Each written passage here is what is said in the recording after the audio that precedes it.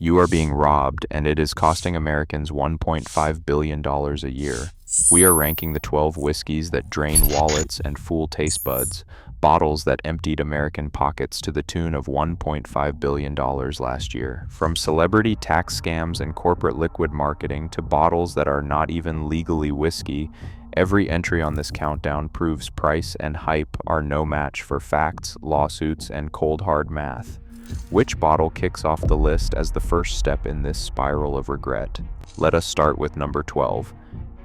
In the 12th place, Sir Davis puts a celebrity spotlight on just how much money marketing can siphon out of your pocket. Beyoncé's name commands an $89 price tag for a bottle of rye that would barely make a ripple on the shelf at 1/3 of that cost. The math is brutal. $3.56 per ounce, more than triple what you would pay for a classic like Wild Turkey 101, which actually delivers bold rye spice and real character. Instead, Sir Davis pours like a $25 American whiskey in a designer dress. It has mild rye notes, a hint of sherry on the finish, and a buttery mid-palate that reviewers call pleasant but never memorable. The only thing premium here is the marketing budget. When the most interesting thing about a whiskey is the celebrity on the label, you are not buying flavor, you are buying hype. Coachella pricing for a barroom pour, the perfect opening shot in the war on liquid marketing.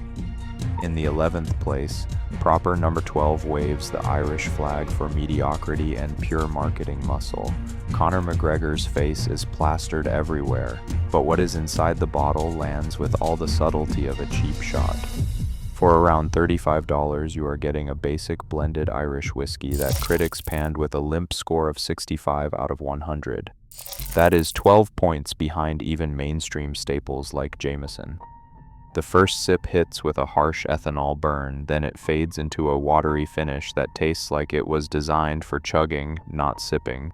McGregor brags about giving $5 per case to first responders, but the real charity is asking drinkers to pretend this is anything but entry level, no depth, no complexity, just a thin sweet grain profile that barely registers on the palate. Proper number 12 is the definition of liquid marketing, all hype and no punch, and a perfect example of how celebrity branding can turn a forgettable pour into a worldwide cash grab. In 10th place, Templeton Rye stands as a masterclass in selling a story instead of a spirit. For years, the label pushed a romantic tale of Iowa roots and Prohibition-era recipes, all while quietly bottling whiskey sourced entirely from Indiana's MGP distillery. The deception was not just clever marketing, it was actionable fraud. Faced with a $2.5 million class action settlement, Templeton was forced to admit the truth.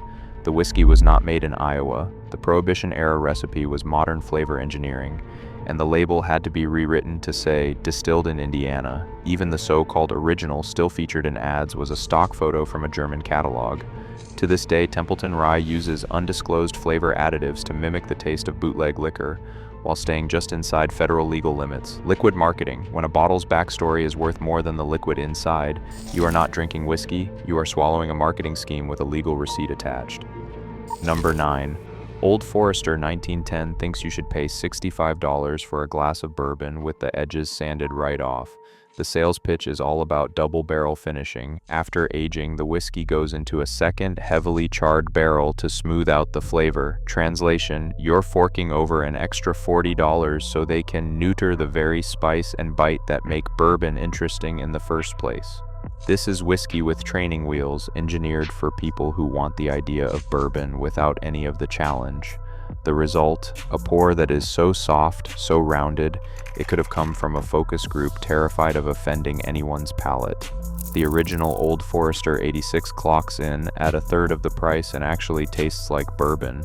Paying a premium for blandness isn't sophistication, it's falling for a production gimmick that strips whiskey of everything worth savoring. 8th place, Crown Royal wears its purple bag like a badge of honor, but what is inside is about as thrilling as a commuter sedan. This is the Toyota Camry of whiskey, reliable, inoffensive, and engineered by committee to offend no one and excite even fewer. For $30, you are getting a blend of more than 50 component whiskeys, all meticulously smoothed out until any trace of real character is erased. The result is a pour so safe and bland it could double as mouthwash for accountants. Crown Royal dominates Canadian sales not because it is good, but because it is everywhere and tastes like nothing at all. Every bottle is a masterclass in palate stagnation. If you want whiskey that actually tastes like whiskey, look elsewhere. Here you are paying for sameness, not substance.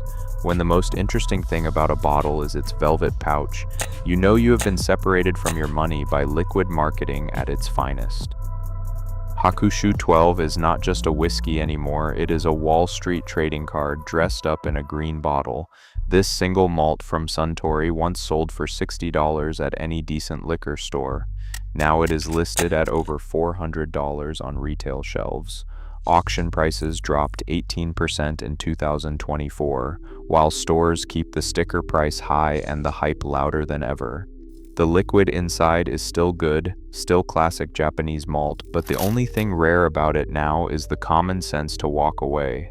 The so-called Japanese whiskey shortage fueled a secondary market bubble that turned Hakushu 12 from a drink into a trophy for speculators. The game stopped being about flavor and started being about flipping bottles to the next sucker. Meanwhile, Nikka coffee grain sits quietly on the shelf at $65, delivering nearly the same experience for a fraction of the price. Hakushu 12 is what happens when whiskey stops being about drinking and starts being about chasing a payday. If you are paying $400 for a bottle that used to cost $60, you are not collecting, you are getting collected. Number 6. Fireball Minis are the ultimate bait and switch at the checkout counter. For just 99 cents, you get a bottle that looks exactly like the cinnamon whiskey on the top shelf. But here is the twist, it is not whiskey at all. The tiny label, buried in microscopic print, reveals the truth. This is 16.5% alcohol by volume, a malt beverage, not a drop of real whiskey in sight.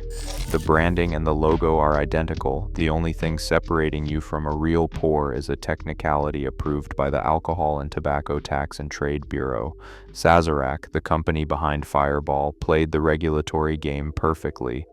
Get a certificate of label approval for a malt beverage, slap on the same fire-breathing dragon, and flood gas stations and convenience stores with a product cosplaying as whiskey. State lawsuits in New York and Illinois call it out for exactly what it is, an imposter designed to confuse and to cash in on the real thing's popularity.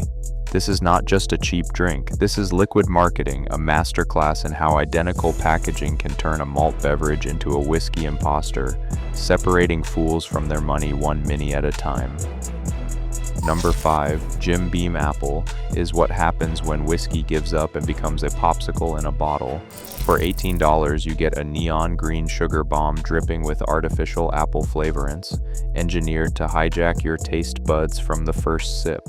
This isn't whiskey, it's a liqueur masquerading as the real thing, jacked up with sweeteners and chemical tartness that would make a Jolly Rancher blush.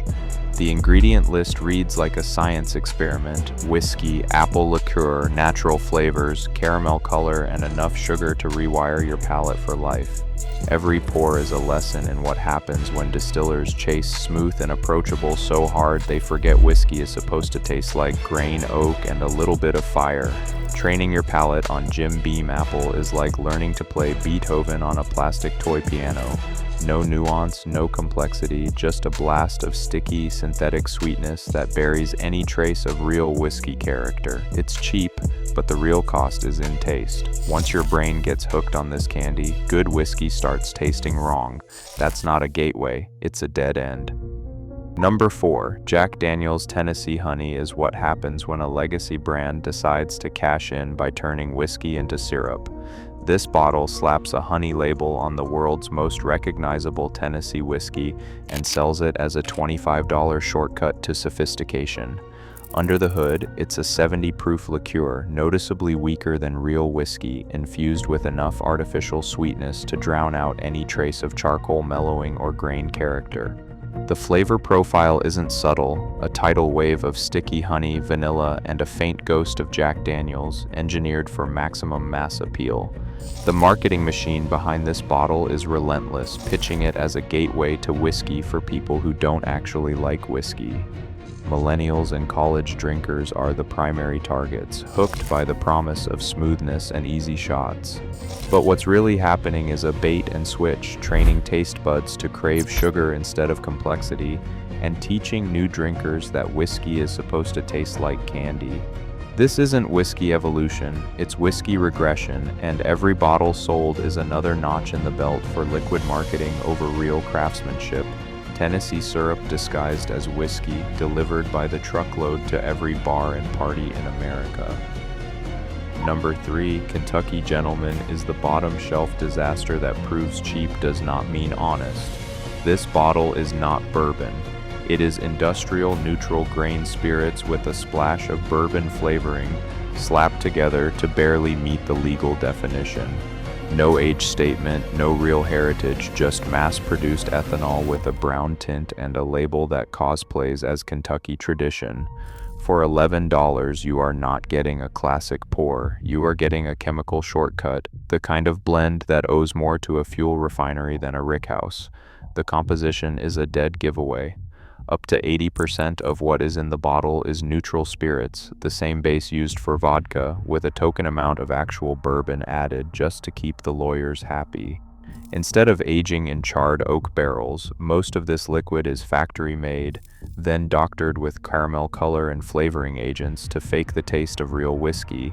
Every sip is a lesson in regret, with a harsh finish that burns like a cleaning solvent and lingers like a bad decision.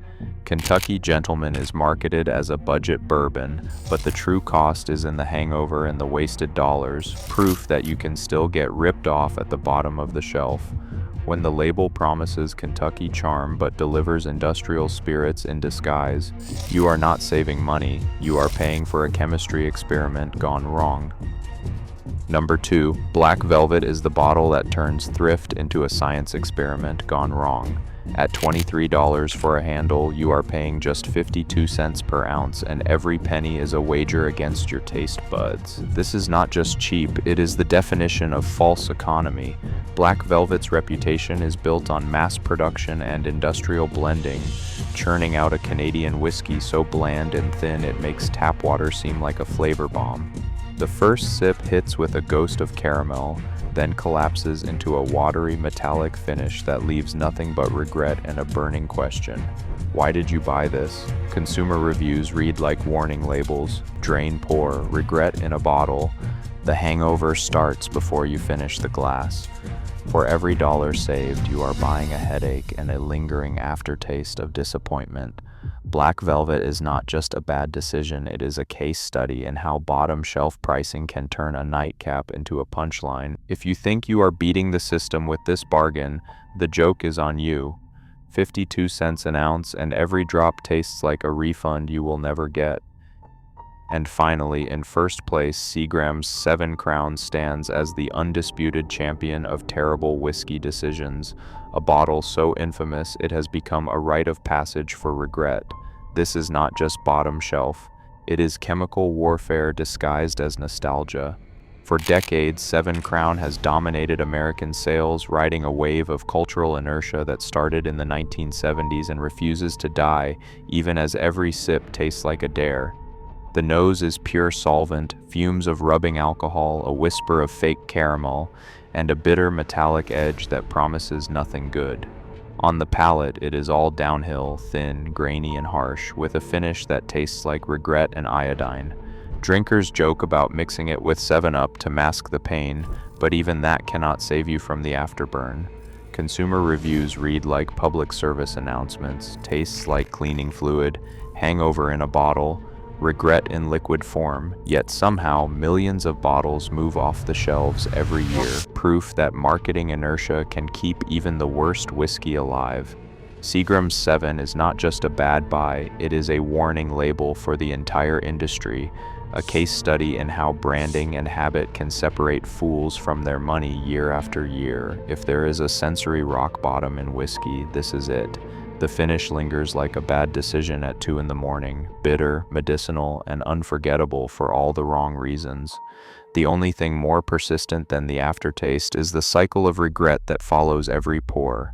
That title fits, and it is the last stop on the road to whiskey hell. Across all 12 bottles, a single pattern emerges. Marketing, celebrity hype, and legal loopholes are separating smart drinkers from their money every day. The true value of whiskey hides in the fine print, not the flashy branding. Today, distilleries count on ignorance to keep the scam going. If you want real whiskey, stop drinking the label, start reading it. Drop your worst whiskey regret in the comments below.